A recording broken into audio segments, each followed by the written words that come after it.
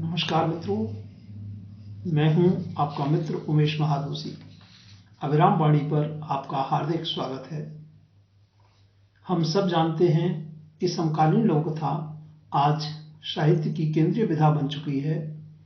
व्यक्तिगत और संस्थागत दोनों ही स्तरों पर अनेक साहित्यकार लघुकथा की विकास यात्रा में योगदान कर रहे हैं।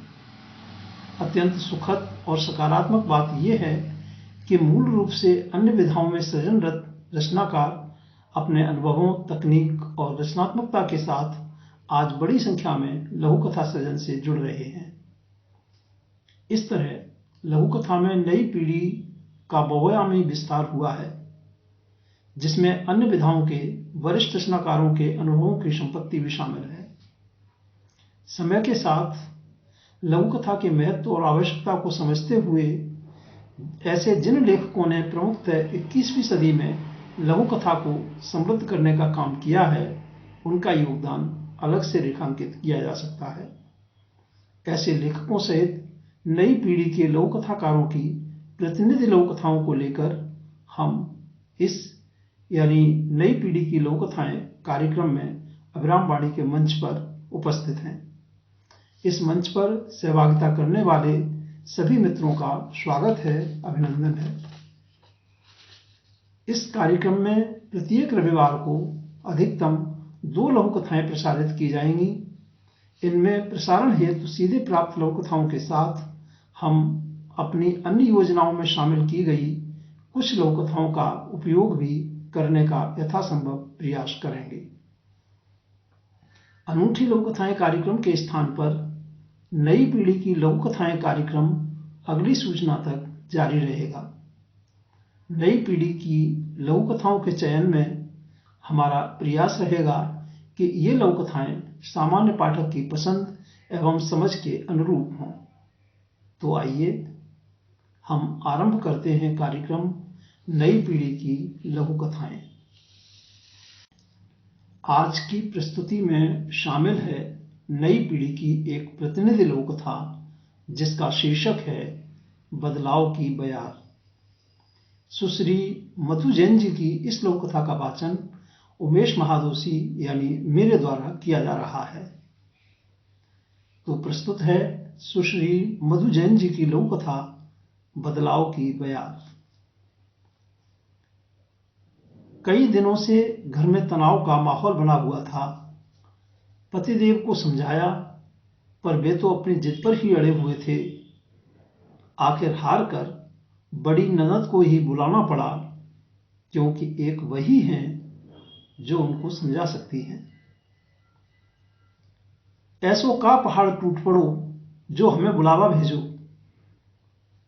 पूरी बात सुनने के बाद, अच्छा तो इसलिए बुलाया है, कुछ सोचते हुए, कहाँ है बंसी, देखती हूं कैसे नहीं मानता। बाजार तक गए हैं, लो वो आ भी गए। पांव लागू जीजी, अचानक कैसे आना हुआ, सब ठीक तो है ना, खुश होते हुए। गंभीर मुद्रा में, सब ठीक है, जो नहीं है उसे ठीक करना है। कहाँ चला, यहीं बैठ, मुझे तुझसे कुछ जरूरी बातें करनी है। अच्छा ये बता, क्या तुझे वह लड़का पसंद नहीं? ये बात नहीं जीजी, लड़का, परिवार, नौकरी सब बहुत अच्छा है। इतना अच्छा तो मैं भी न ढूंढ पाता, ठंडी सांस भरते हुए कहा। तेज स्वर में, फिर किस बात की मनाही है? डरते हुए, वह अपनी बिरादरी का नहीं है। डांट कर, तू तो कुएं का मेढक ही बना रहना, दुनिया कहां से कहां पहुंच गई, और एक तू है 21वीं सदी में पहुंचकर भी 20वीं सदी की बात कर रहा है।